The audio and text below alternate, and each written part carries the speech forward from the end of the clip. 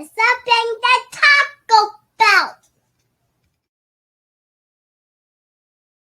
Hi, welcome to Something to Talk About. My name is Taco, and it's Tuesday when this is coming out. It's on Tuesday today. I got one of them. Let's talk about the differences for you, and that is Sir Mandon Moore.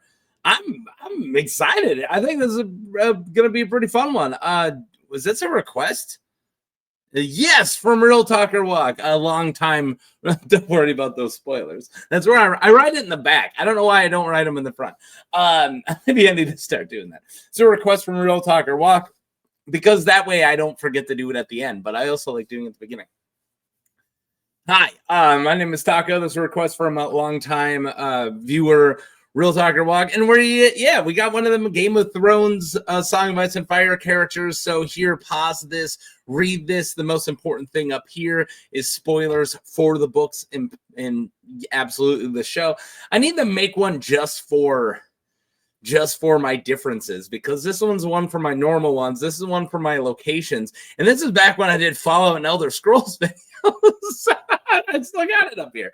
So yeah, so I will be covering the House Moore, and then I only got one slide for show stuff, and then 10 slides for books. So yeah, I just realized this is going to be a while. So let's go. House Moore. House Moore is a noble house from the Vale of Arryn. Sir Mandon Moore. I always call him Mandolin. Mandon Moore, who's a different guy, who also served as a Kingsguard for Maegor the First Targaryen. And Mandon was beheaded for his involvement in the death of Queen Cerise Hightower. I'm sure it was justified. Maegor's not crazy at all. Lady Pertain Moore and Alice Turnberry were companions of Princess Sarah Targaryen when the young women got involved in a scandal. King Joffrey I arranged for Pertain to hastily marry Jonah Mouton. That's pretty interesting. All right. That's all we got for House Moore. Cool, like arrowhead sigil. All right. Let's talk about the show. The Kingsguard. So in the television adaptation Game of Thrones, Mandon is portrayed by James Doran. Doran? I know a guy with this last name, and we either call him Doran, but some people said it Dorn. So I don't know. Sir Mandon is among the Kingsguard in the background of season 1. He's there. He's there when they attack Ned Stark when he tries to dethrone Joffrey.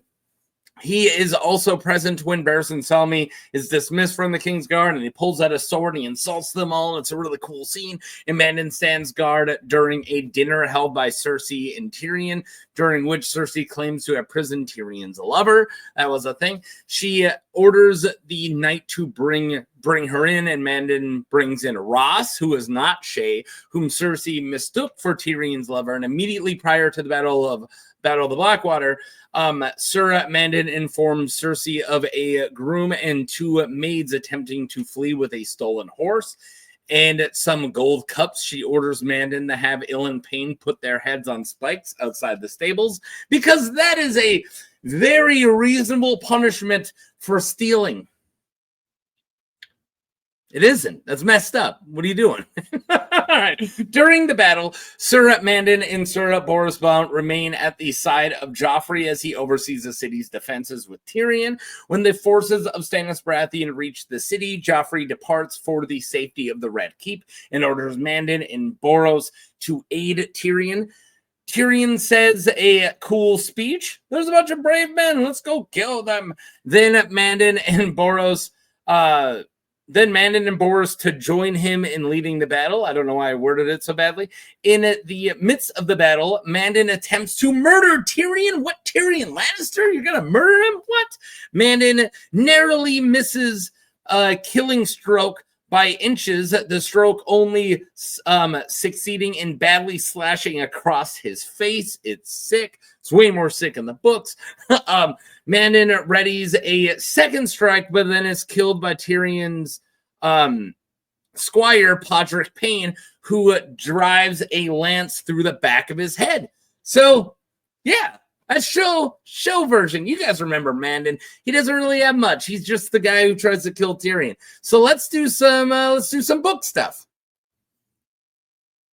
So book, we got Lifeless Eyes.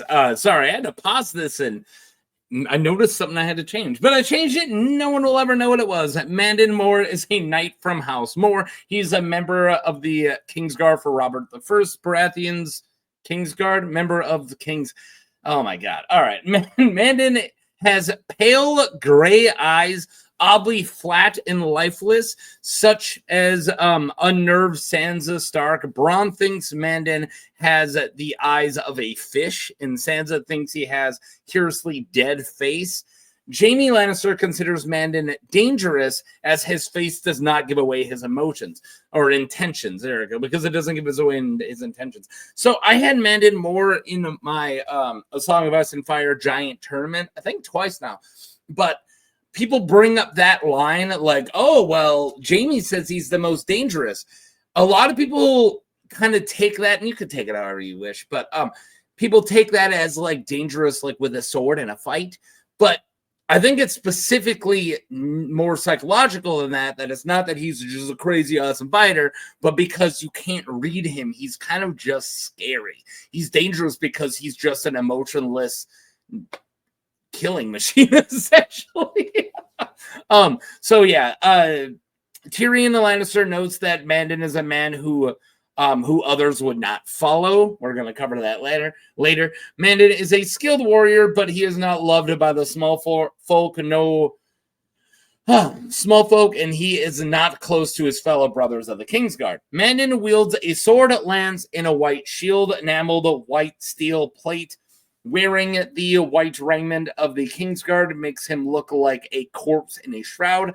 Mandon rides a coal black stallion, also barded in white. So he's riding a black horse when he's wearing white and the horse is wearing white. So it's kind of cool. Mandon came from the Vale of Arryn and is familiar with Sir Vardis Egan. We'll get to that too. He was brought to King's Landing by the hand John Arryn and Robert Baratheon named Mandon to the Kingsguard. Neither of the two are particularly fond of Mandon, however. So I'm going to say this now because I don't bring this up later in the symbolism because I had to cover differences. And then, like, there's a big mystery about him. So we're going to cover the big mystery, right? But I want to say right now, there's a lot of symbolism between the White Walkers, the others, if you will, and the Kingsguard. And there's a lot of the same type of language being used to describe either the others or the Kingsguard, and where a lot of that comes in is Mandon, because Mandon looks dead. So he is constantly described, and you're going to see it because I take a lot of his descriptions out of the book, straight out of the book. He's constantly described as being dead or a corpse or dead eyes or corpse-like eyes. And the fact that he is also a shadow or a white shadow, that's kind of the same language that is often used to describe the White Walkers. So I feel like, or the others, they actually do call them White Walkers in the books. I found that out today. I always thought that was a show thing because they always call them the others, but I actually did read OSHA called them White Walkers earlier. Not earlier. I was reading the passage because I was working on a different thing. But I was like, oh, I didn't know they ever really say White Walkers too much. I thought it was just others. Anyways, neither here nor there. What I'm saying is a lot of the other symbolism and white symbolism, I think, is tied mostly to Mandon. That's it. That's all I got. Let's get into it. Boom. Just another Kingsguard. After sneaking out to tell Queen Cersei of her father's plans to send her away and Ned Stark's arrest, Sansa and Jane Poole were locked in the Maegor's holdfast for 3 days. So you already see a difference, and that is he's not there when Ned tries to kick Joffrey off the throne and they have to stop him. He's just like in the show. He's not there. The first time we see him is after that. So finally, Sansa is summoned from her house arrest, and Boris Blount escorts her out of Maegor's holdfast to the king's the small council chambers, Boros ushered her inside with Sir Mandon, the curiously dead face. Yeah, there you go. Mandon of the curiously dead face. After her meeting with Queen Cersei, Mandon Moore returned Sansa to the High Tower of Maegor's Holdfast. Jane Poole there is now gone. Yeah, it's a sad story with Jane Poole. We're not getting into it. Mandon escorts Sansa to the throne room for Joffrey's first court session as king. Cersei calls for Sir Barristan Selmy and dismisses the old legend, so that it's something that they haven't it has in common with the show version. Mandon, along with other members of the Kingsguard, laugh as their former sworn brother shame until he pulls a sword and says, "I could cut through the five of you as easy as a dagger cuts cheese. If you serve under the Kingslayer, not a one of you is fit to wear the white," before tossing the sword down. So yeah, that line's a little different because it's not like I can carve through you like carving through a cake. He goes with a knife through cheese, which hey man, I like cheese almost as much as I like cake, so it's cool. That's a cool change. All right, so strange dead eyes. Man, those eyes. So later on Joffrey's name day, Aerys Oakheart escorts Sansa to the tourney ground. She compares Aerys' treatment with the other Kingsguard members. He was kind as Boros was short-tempered, and Meryn is cold, and Amandon's strange dead eyes made her uneasy. And Sir Preston Greenfield treated her like a lackwit child. Aerys even objected when Joffrey commanded him to hit her. And he did hit her eventually, but not as hard as Meryn or Boros might have, or at least he argued. Like she's saying, like, Aerys Oakheart at least tries not to hit me when Joffrey says to. The others obeyed him without question, except for the Hound, but Joffrey would never ask the Hound to punish her. He used the other five for that. So Mandon is on guard outside the council chambers when Tyrion Lannister arrives at the Red Keep with Bronn and Timett, son of Timett, who I just did a video for, carrying a message from their Lord Father Tywin Lannister. In the chilly white raiment of the Kingsguard. See, chilly, right? Now it's a little icy, right? A lot of symbolism. Tyrion thought Mandon Moore looked like a corpse in a shroud. Even more. All right, I'm going to stop pointing out every time they do it because they do it a lot. Also, a little warning, he is Kingsguard, so most of these scenes have nothing to do with him, and he is just standing in. And that's just the nature of these guard types. I'm covering a different Kingsguard, not of this Kingsguard, but of the Rainbow Guard later on this week. And yeah, he just stands around. They just stand around. They do guard stuff, right? That's what Kingsguards do. Glorified sentry. So yeah, he's outside the council chambers when Tyrion shows up with Bronn and Timett. Mandon is waiting outside the council chambers and tells Tyrion, "Oh, great." What should I do for his voice? Let's do something like chilly and icy. Her Grace left orders. The council is in session. Is it not to be disturbed? You guys like that? Was that pretty good? Tyrion shows Mandon the message from his father, but Mandon just slowly repeats himself. Slowly. Good job, past Taco. Nice script. Her Grace does not. Her Grace does not wish to be disturbed. As Tyrion was a dullard who did not hear him the first time, so he had to repeat it. Tyrion thinks about how Jaime once warned him that Mandon was the most dangerous Kingsguard except for Jaime himself. So this is dangerous Kingsguard because his face does give no hint to what he will do next. He thought Bronn and Timett could easily kill Mandon together, but starting his time as Hand of the King by killing a Kingsguard member, it's probably a bad idea, right? Tyrion introduces him to his two companions and asks if he knew Vardis Egan. And the Deadeyes Mandon said, "I know the man." Tyrion corrects him, "You knew the man," but Mandon did not show that he had heard that. Tyrion states again that he needs to speak to his sister, and the White Knight does not respond. Tyrion was almost at the point of trying to force his way past, and Mandon abruptly stood aside You may enter, they may not. Mandon is among the escort of the party to see Princess Marcella Baratheon off the Dorne, serving as Sansa's bodyguard. So keep that in mind when everything starts to pop off. Mandon is supposed to be Sansa's bodyguard. The riots started when a lady got in their way. Oh, by the way, I should give a little trigger warning.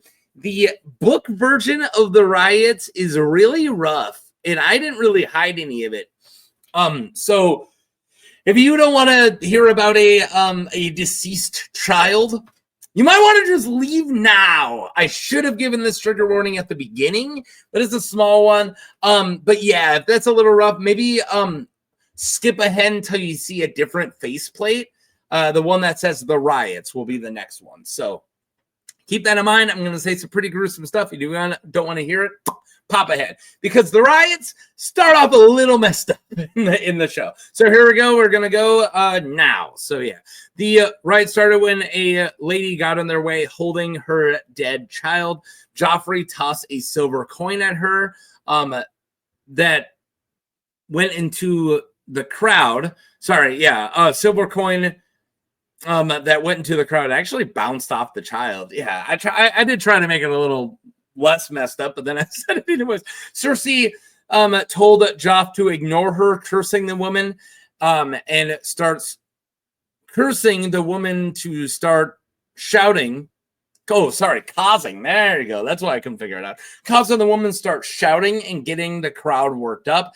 And then someone threw a ball of poop at Joffrey, who responded by telling the Hound to fetch the person who threw it.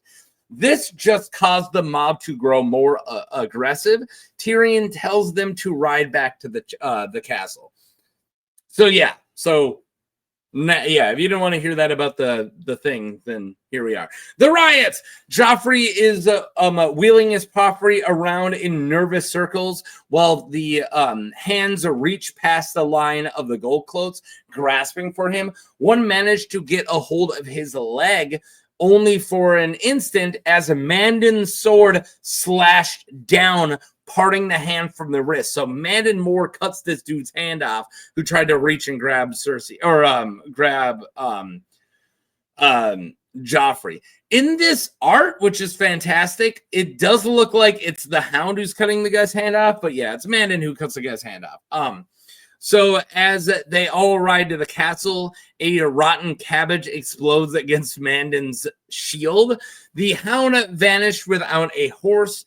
Aaron Santagar gets pulled off his horse, and Joff rode a unknown person down, just icing an unknown person.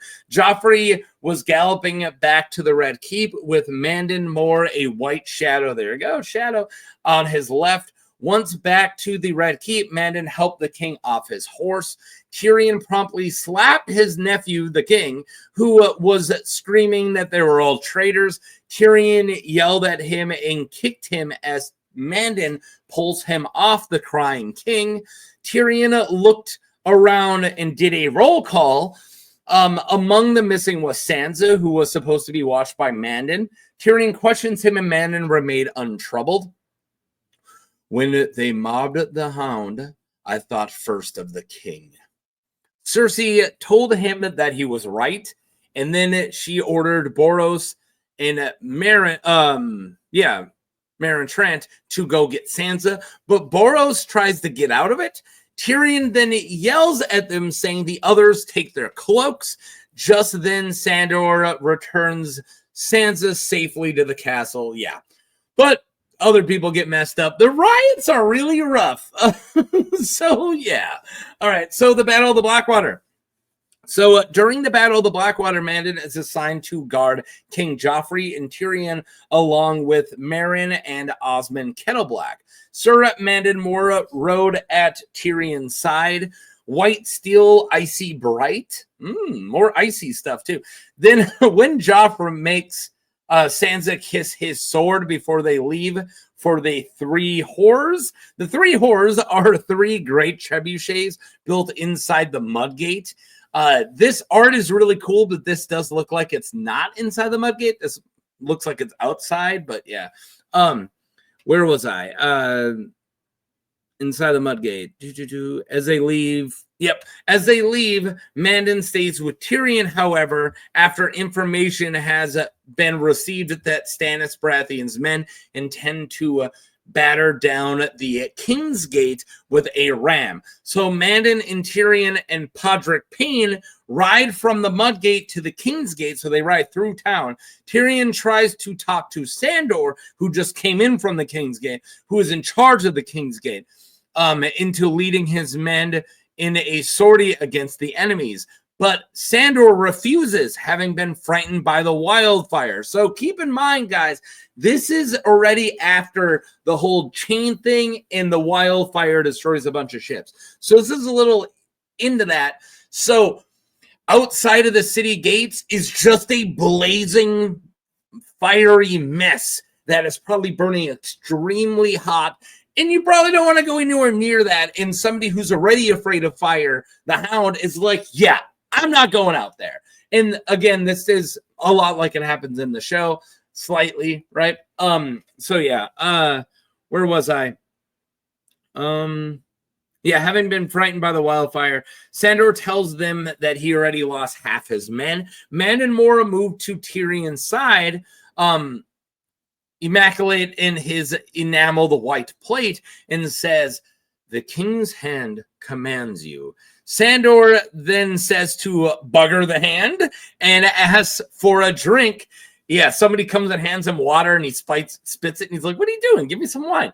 Tyrion knew Sandor was finished. He saw it in his eyes. He's dead as he stands, is how he said it, but needed a leader to inspire the men. He looked at Mandon, but he knew that he would not do. Sandor's fear already has shaken them, and without a leader, they would refuse as well. And Mandon is a dangerous man, yes, but he's not a man that others would follow. He's not an inspiring man. He's just like a nothing, blank slate, right? Is that dead eyes?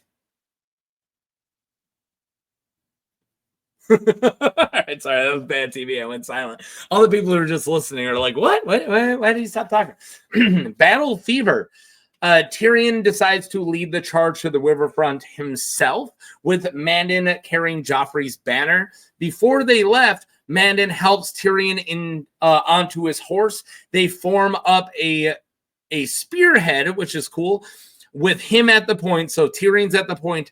Mandon took his place on his right, with flames shimmering against his white enamel of his armor and his dead eyes shining passionlessly through the helm. Yeah, we just got to really batter home that he is shining white with dead eyes, right? All that good undead symbolism.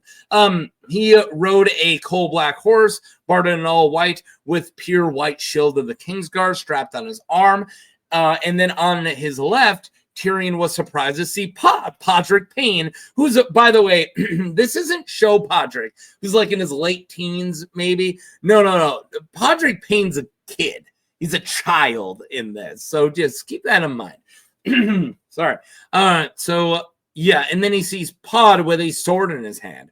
And they rode knee to knee, following the line of the looming walls, Joffrey's standard streaming crimson in the gold from Mandon's staff. So yeah, Mandon's holding like just a flag, essentially, right? He's holding the staff with the banner coming off it. Mandon dropped the point of the lance, so it's actually a lance, which is crazy, and drives Joffrey's banner through the chest of a man in that studded jerkin, lifting him full off his feet before the shaft snaps. They disperse the men at the battering ram, and they meet with Balon Swan's men after Tyrion commands them to ride on the Mudgate. Mandon echoes the order with a loud shout. So, yeah, I got him leaving a lot of this battle, like leaving a lot of it out just because I really wanted to cover only the stuff that Mandon did. But yeah, so they, with the help of Balon Swan's men, take out all the people and disperse the people that are around the battering ram that was hitting the gate. So yeah, so now Balon Swan's joining him. So yeah. They ride and fight over burning ships as Tyrion gets battle fever, which is like it's described, but like time is slowing down. He is like part of the battle, that he is no longer thinking really, and his body is kind of just moving as part of the fight. I hate that no one really talks about Tyrion as a warrior, and he's kind of awesome. He's not like Jaime or whatever, but he does really good in this fight, and he's also part of the Battle of the Green on the Blue Fork. Blue Fork? Green Fork. Battle of the Green Fork, right? I believe so. I'm not going to Google it right now. I have it probably right here, but I'm not going to look. But yeah, when he fought with the Mountain's men against Roose Bolton's men. So I just haven't talked to him for a while. I guess he'd still be my friend. I would talk to him if I ran into him. But I had a friend who I used to work with who, when he read these books, he's like, dude, no one ever talks about how Tyrion's like a little badass. And it's like, yeah, I never really think about it, but going through this chapter again made me think about how he said that to me like years ago. But he's just going at people with his axe. Like, Tyrion's in the fight. And that's not really something we see from the show, and it's not something he gets a lot of credit for. But yeah, he gets battle fever, and at one point, Mandon is replaced at Tyrion's side with Balon Swan, and it just like, one white cloak for another white cloak. Eventually, Mandon rejoins them, but his shield is destroyed. What did Mandon do with the shield? I don't know. So yeah, betrayal on the river. Tyrion falls from his horse while fighting on a ship. So I don't really fully explain these ships, but it's like a burning bridge of ships that they are riding across. And it's literally just all these ships that blew up have now made like a bridge across the Blackwater, and they are fighting on top of it. It's kind of amazing. Like, it's kind of super sick. So yeah, so he falls from his horse while fighting on the ship. The horse broke its leg, and Tyrion puts it out of its pain. He then gets up onto his feet, and he keeps fighting. He loses his knife. He loses his knife into the water. God, look at all those typos. But he picks up a broken spear, and he says he doesn't even know where it came from. He just has a broken spear. Mandon and Balon Swan stays with Tyrion. The two white shadows, beautiful in their pale plate. The two Kingsguard fight back to back to fend off a circle of Valyrian spearmen. Super cool. Looking like a graceful dance. Yeah, I mean, I think Mandon is definitely up there and one of the better fighters of the Kingsguard. Maybe he's not like one of the most legendary fighters of all time, but it is really cool because a lot of people give Balon Swan that credit of being one of the really better fighters of the Kingsguard, and just in general. It looks like Mandon's holding his own, fighting directly besides Balon and looking just as impressive. So, yeah, and I just like the idea of them fighting back-to-back, like Mace Windu and Obi-Wan Kenobi in Attack of the Clones. You guys remember. So, yeah, that looks like a graceful dance. Tyrion is in danger of falling into a Blackwater rush, and Mandon yells out, "My lord, take my hand! My lord Tyrion!" I'm not doing the voice because he's yelling. Mandon extends out his hand as green and yellow fire shine against the white of his armor, and his lobster gauntlet was sticky with blood. So Tyrion reaches for it, wishing his arms were a little longer, but suddenly Tyrion slashed with the sword that was in his left hand, cutting part of Tyrion's nose off.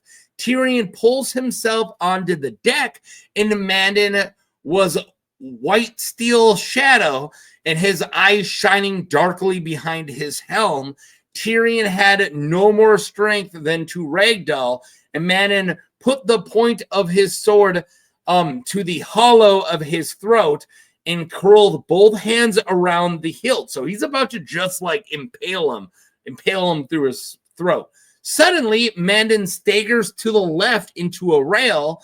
The wood split, and then Mandon vanishes with a shout, and a splash just falls into the water. Tyrion thought it was Jaime. However, it was Pod Payne who pushed Mandon into the Blackwater. Mandon sinks under the weight of his own armor, and drowns. So I don't know if he's stabbed. It just does look like he just staggers and falls. So maybe Podrick did just push him, but it would be kind of hard to push this dude in all this armor and you're like a little kid. So maybe he stabbed him. But as far as I could tell, I couldn't read that anywhere that he was stabbed. So chalk that up as a difference I forgot to bring up later. Afterwards, while recuperating from his wounds and a fevered Tyrion has a nightmare of the wildfire and Mandon's assassination attempt. In his dreams, the battle came back in fits and flashes.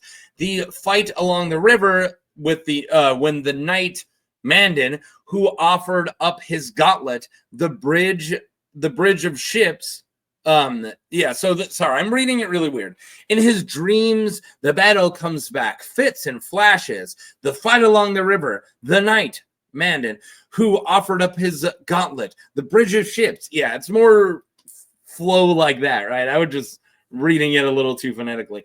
He saw the dead, empty eyes, the reaching hand, the green fire shining against the white enamel plate. And that's what I love about this art. Like, this art's exactly that. This is some amazing freaking art here for showing Mandon. Yeah. So after waking, Tyrion thinks that Mandon was bribed by Cersei to kill him during the battle. Podrick is ashamed to have caused Mandon's death, but Tyrion praises Pod and instructs the squire to keep silent about Mandon.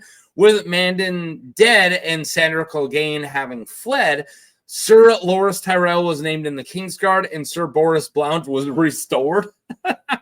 Watch my Boros Blount video. I think I've covered almost every Kingsguard from the main time. I don't think... Did I cover Balon Swan? That's the only one I can't remember if I did or not. I might have just done it. Have I covered Balon Swan? Maybe not. But I know I've covered Sir Mandon Moore. That's now. What's wrong with me? Boros Blount and Meryn Trant I know I've covered. So, yeah, maybe I need to cover Balon Swan. Have I?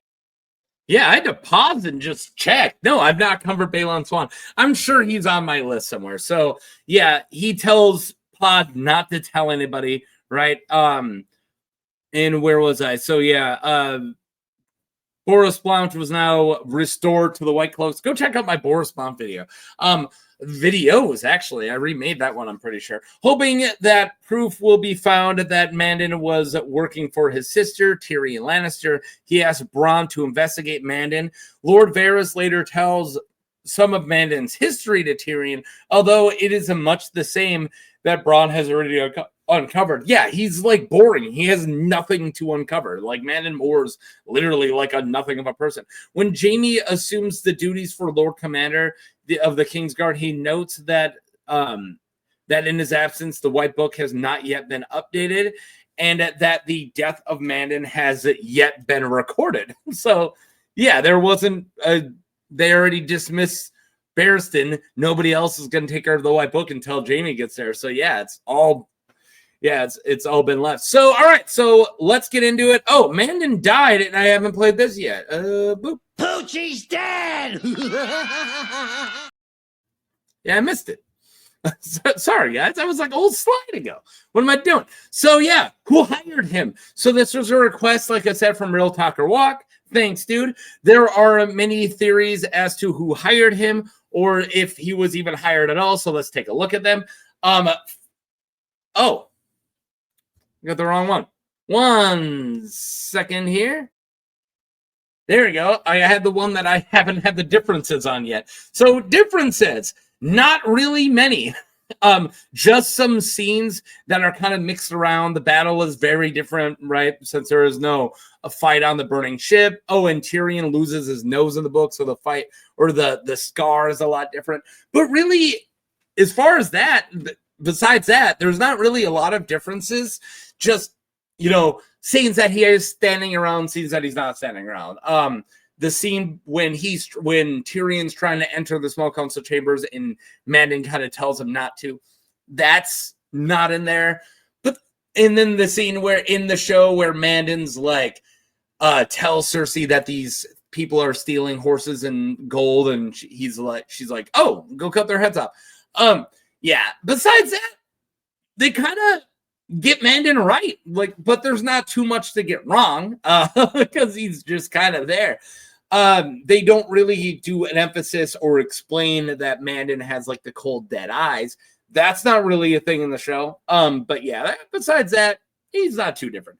Maybe all right, so let's talk about the possibilities here of who hired him. So maybe he acted on his own. Tyrion and Bronn provoked Mandon in previous months. They were kind of jerks to him. So he might have just wanted to kill Tyrion and saw his chance there. Though the evidence against this is that Barristan Selmy actually believed Mandon was a man having no life but duty. So he might have had cold, dead eyes and didn't do anything, but that's because he just was duty.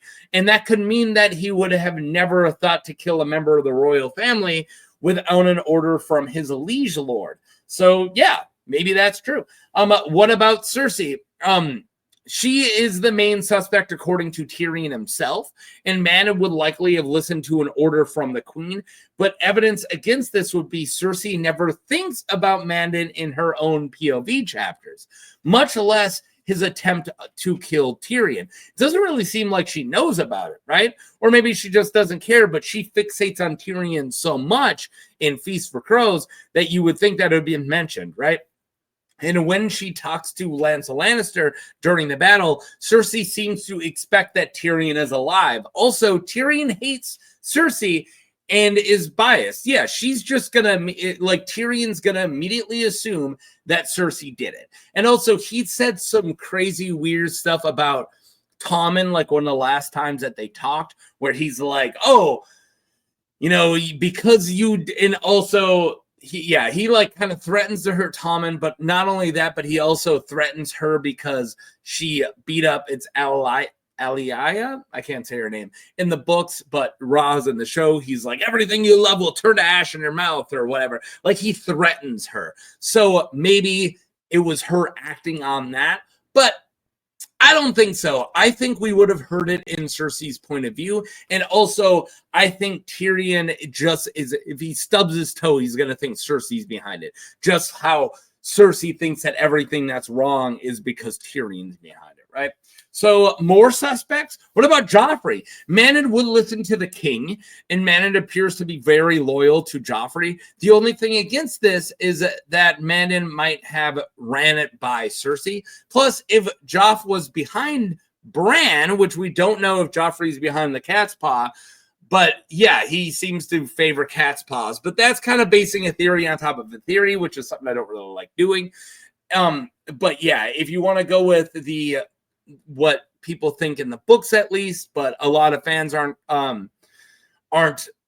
what word am I looking for? Convinced that he is the guy behind the cat's paw dagger. Maybe if he is, that kind of proves that he is more for hiring cat's paws instead of just having a Kingsguard guy going. But I think that evidence against is probably the weakest. So if you want to say it was Joffrey, I think that probably has the least going against it. But what about Littlefinger? We know that he has tried to frame Tyrion before, and he might want to cover his tracks. They are both from the Vale. They are both brought here by Jon Arryn, but it is unclear how, when and how Littlefinger would have talked to Mandon Moore, because Tyrion's assassination, since Baelish left the capital some weeks or maybe even months before the Battle of the Blackwater. Yeah, he wasn't there. So when did he tell Mandon, like, oh, just in case there's a big fight, you should kill him, right? So lastly, I'll give you a link to In Deep Geek's look at this. In Deep Geek, who I'm a big fan of, made a video just about looking at the suspects.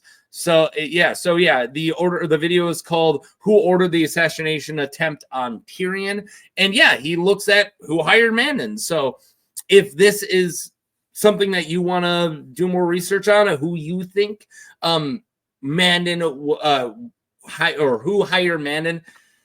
Sorry, I'm so jumbled. Who hired Mandon to kill Tyrion? Yeah, check this video out. So yeah, I will put a link to that. And besides that, boom, we're done. This is a really long one. Sorry. Some people like the long ones, but I've been writing all day. It is not in the morning, and I still feel like I haven't woken up because I just did a bunch of work days in a row. I worked 9 graveyard shifts in a row, and then I had a busy weekend doing family stuff, so I didn't really work. So today it is 5 p.m. and I have not stopped clickety-clacketing all day to get a bunch of videos ready. So I'm a little jumbled. So yeah. Anyways, who do you guys think hired Mandon to kill Tyrion? And yeah, let me know in the comments. And also I will put that in Deep Geek video about who hired Mandon. I can't talk anymore. In the description. So let me just get out of here. Like and subscribe if you haven't yet. And yeah, peace.